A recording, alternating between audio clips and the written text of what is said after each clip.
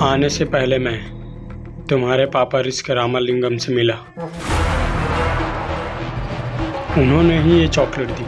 25 सालों में कितना कुछ बदल चुका है, पर तुम्हारे पापा वैसे ही हैं।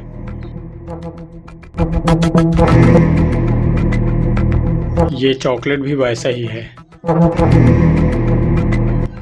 अब तक मैंने 53 हाई प्रोफाइल असाइनमेंट को अंजाम दिया है।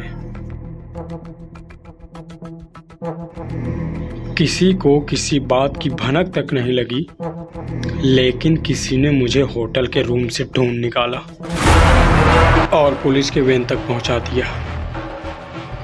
दरअसल मैं उस जीनियस तक पहुंचकर उसे शूट करना चाहता था, लेकिन वो जीनियस मेरा दोस्त निकलेगा ऐसा मैंने नहीं सोचा था। हमने एक साथ जो आखिरी दिन बिताया था, याद है तुम्हें? वो दिन भी आज की तरह ही था। हम ऐसे ही मरीन ड्राइव पे बैठे थे। ऐसे ही हमारे पीछे 4 गाड़ियाँ खड़ी थी। 3 बाइक था, 1 साइकिल था। साइकिल पे थैला था। तुमने ऐसे ही ब्लू शर्ट पहना था और घड़ी चौक पर 12:03 हो रहा था। ऐसे ही तुम्हारे बाएं जूते का लेस खुला हुआ था। मुझे लगा मॉल में काम करके तुम्हारे दिमाग को जंग लग गया होगा। नॉट बैड, तुम्हें तो हर बात याद है, लेकिन उस शतरंज के चालों में इतना मशहूर थे कि तुमसे एक बात छूट गई, और ये बात तुम्हें मैं खुद ही बताना चाहता था। जब हम चेस खेल रहे थे, तब मेरे पिताजी ने मुझे बुलाया और मेरे चुराए हुए सारे पैसे को देख लिया। उन्होंने मुझसे पूछा कि ये सब पैसे कहाँ से आए। मैंने कहा, पापा, आपके सिखाए हुए टेक्निक से मैंने ये पैसे चुराए हैं। उन्होंने मुझे मारा, डांटा और पुलिस को कॉल किया। मैंने उनको मना किया, वो नहीं माने, तो मैंने उनके गले पे चाकू घुसा दिया और उन्हें पत्थर से बांधकर नदी में फेंक दिया। और मैंने तुम्हें भी मारना चाहा, क्योंकि पापा हमेशा तुम्हारी तारीफ करते थे, लेकिन उस वक्त पुलिस वाले आ गए। आर्या, मैं तुम्हें आज तक ढूंढ रहा था। मैंने खत भी लिखे, लेकिन तुम कहाँ हो किसी को नहीं पता था। मैं तुम्हें जान से भी बढ़ के दोस्त मानता था। तुम्हें बहुत मिस किया, लेकिन तुम नहीं बदले। जानते हो इस दुनिया में सबसे खतरनाक दुश्मन कौन होता है?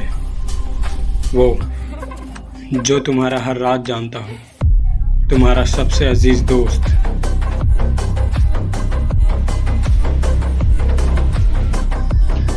तुम में आज भी वही ईगो, और उस ईगो की वजह से तुमने अपने पिता को मार दिया था।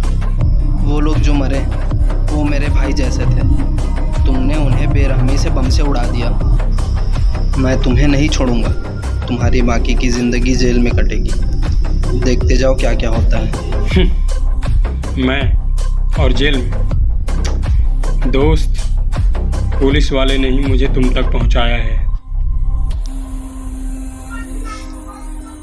और मुझे लिफ्ट भी उन लोगों ने ही दी थी। जब हम छोटे थे तो हमेशा तुम ही जीतते थे, पर आज तुम मॉल में काम करते हो। तुम्हें पता भी नहीं है कि मैं कितना बड़ा आदमी बन गया हूँ।